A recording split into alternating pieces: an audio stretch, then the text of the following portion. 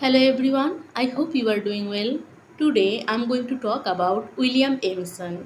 As I already started the series of new criticism, and today I'm going to talk about William Empson, one of the most important new critic, new criticism critic. Okay, so he was born in England in 1984 and died in London. He was an English critic, poet known for his immense influence on 20th century literary criticism and for his rational metaphysical poetry. He was a student of I.A. Richards, who was the director of English studies, and once he recalled that the genesis of Emerson's first major work, which is Seven Types of Ambiguity, composed when he was just 22 and published in 24. So here you can see the picture of William Emerson. So let's see his some important works.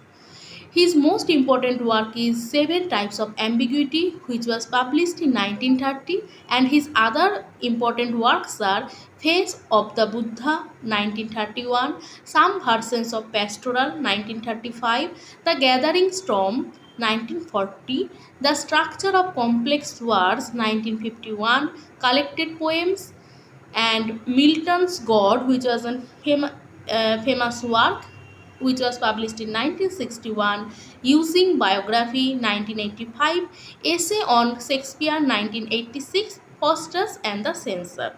So you can remember these works name, which is important. Then I'm going to talk about his most important work, which is Seven Types of Ambiguity. You can expect this question in your NET exam, that who was the writer of Seven Types of Ambiguity. So Seven Types of Ambiguity in full, Seven Types of Ambiguity, a study of its effect on English verse, you can remember the subtitle, is a critical work by William Empson, published in 1930 and revised in 1947 and 1953. The book was influential as one of the foundation of the school of literary theory known as New Criticism. So let's see more about this work. In Seven Types of Ambiguity, Emerson sought to enhance the reader's understanding of a poem by isolating the linguistic properties of the text. So, as you know, that new critics were always focused on the close reading. They isolated the text from the context. So here also, in Seven Types of Ambiguity, Emerson sought to enhance the reader's understanding of a poem by isolating the linguistic properties of the text. He suggested that words or references in poems are often ambiguous and, if presented coherently, carry multiple meanings, and that can enrich the reader's appreciation of the work. So, he argued that the complexities of cognitive and tonal meaning in poetry form the basis of readers' emotional response. So here he tried to say that when we use ambiguity in writing, we make this text more attractive and interesting. So in my previous video, when I talked about Cliffbrook, he also said that when the writer used irony, paradoxes, and other rhetorical device to make this writing interesting and effective, right? So you cannot simply say what you want to say directly. You have to say it in roundabout manner so that the reader find it interesting, and it makes the reader sometimes confused and in doubt, so that they can try to use their cognitive quality to achieve the conclusion or achieve the solution, right? So, what is ambiguity? Ambiguity is when a word, phrase, statement, or idea has more than one meaning. So, what is ambiguity? When a word, phrase, or statement has more than one meaning or can be understood in more than one way. Ambiguity typically creates a feeling of vagueness, uncertainty, and even confusion.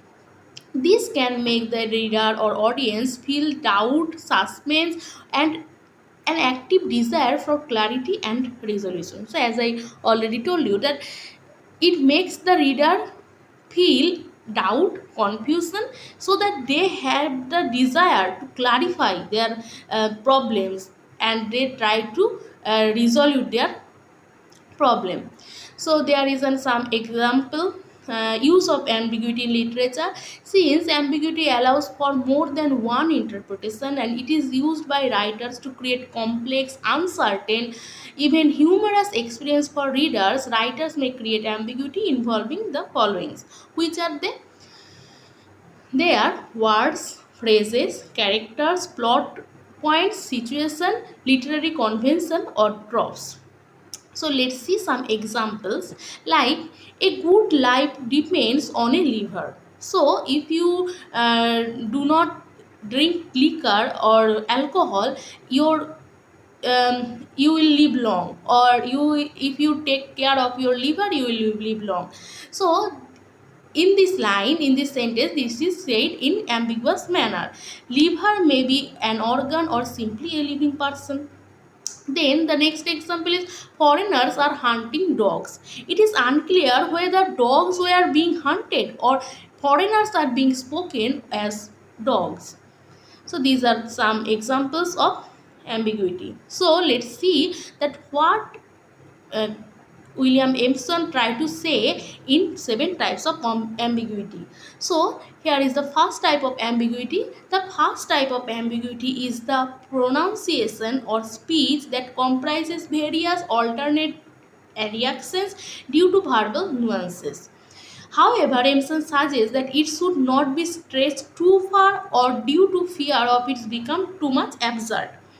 Such meanings, he argues, come from the analysis of words. It is actually the problem of pronunciation and its understanding in a context that depends on various comparison through antithesis and similarities. So he said that when we try to play with words, sometimes we use the alternative words, or sometimes in our pronunciation, if I say that you are bad, and if I say that you are bad, so in my pronunciation, in my expression, I am trying to meaning the word, right? So in our pronunciation, in our use of comparison, in our use of make it similar way, similarities or antithesis, using of antithesis or similarities, it makes the difference and it makes it ambiguous, right? The words causing such ambiguity are mostly comparative adjectives, rhythmic meanings, or subdued metaphors. So in first type of ambiguity, he said the using of metaphors. He cites example from Alexander Pope, Johnson, Robert Browning, William Morris, Robert Spencer, Christopher Marlowe. They use this kind of ambiguity. Empson also added annexure about dramatic irony and in its role creating ambiguity through verbal nuances. Then so the first type of ambiguity, when we are trying to use the antithesis, similarity, or like metaphor. And then we are going to talk about second types of ambiguity. So second types of ambiguity, this ambiguity comprises two alternative meanings of a word. So one word has two alternative meaning. So when there are two alternative meaning of a same word, it make the ambiguity, or it makes the word ambiguous. However, both of these alternative results into one when compared. Empson has cited various examples of grammar from the sonnets of Shakespeare.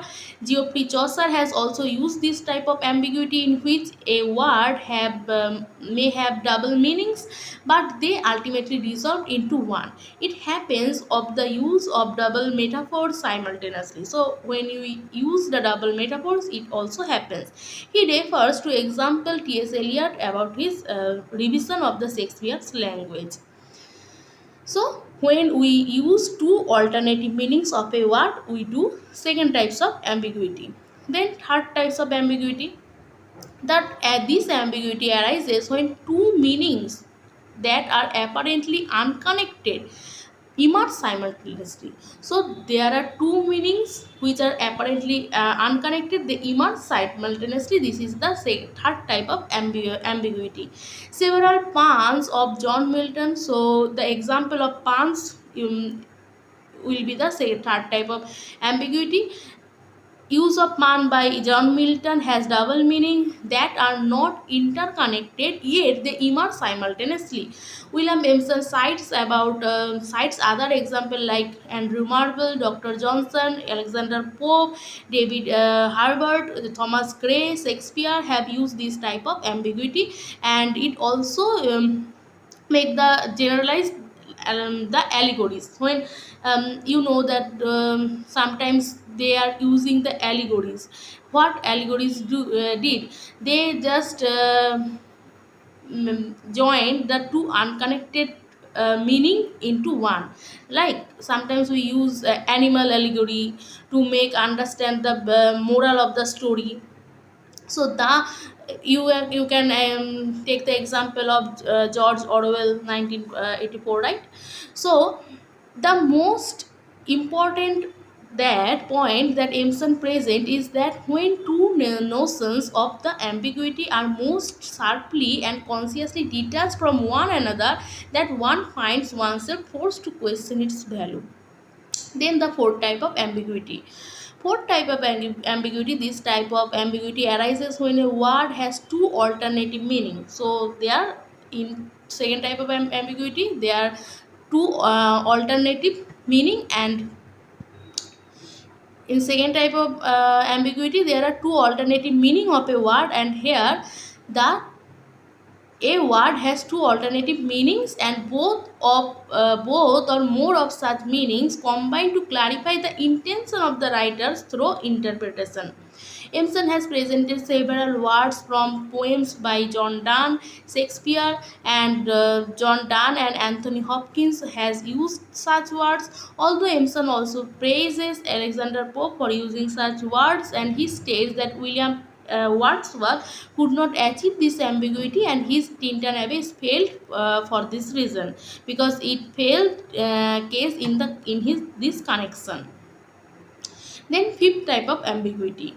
Interestingly, Empson calls this type of ambiguity a fortunate confusion. He states that an author discovers such idea when he is engaged in the act of writing and keeping this idea in mind.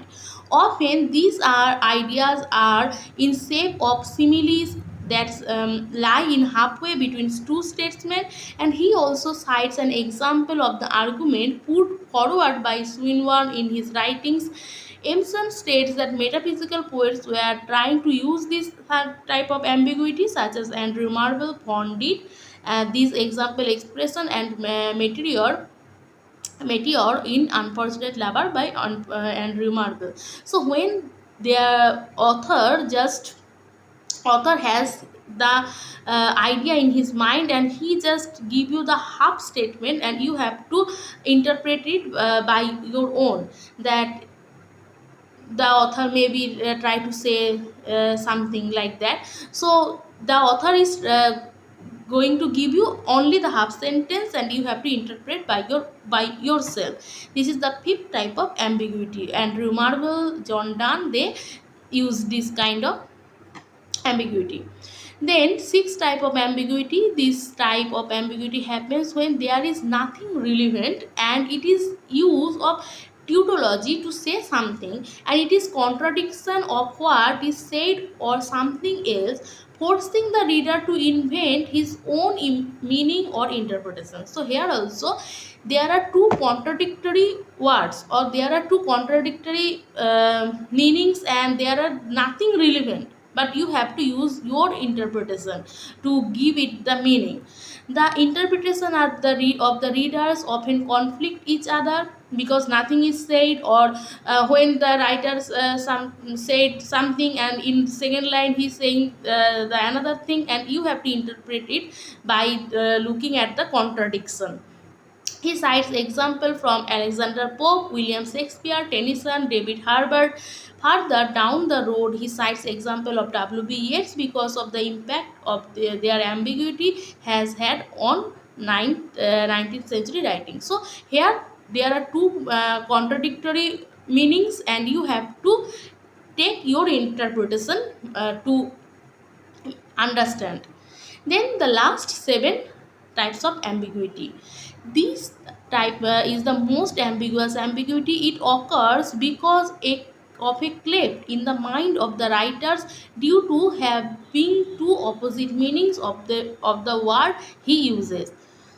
Although it is a late invent having a word containing contradictory ideas in it, and it has happened earlier in the Latin language as well as in poetry. It is most used to create depth in meaning, and such contradictions of ideas in a word might not be interpretable, but they are also not just words. Empson bases his argument on the Freudian dream and analyzes it that the idea that you wish to put into it. So it is also said it is the filling the blank.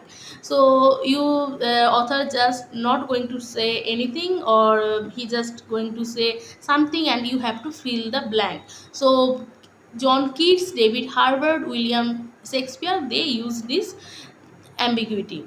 So I know this is little confusing. Sometimes you see this the seven types of ambiguity look similar.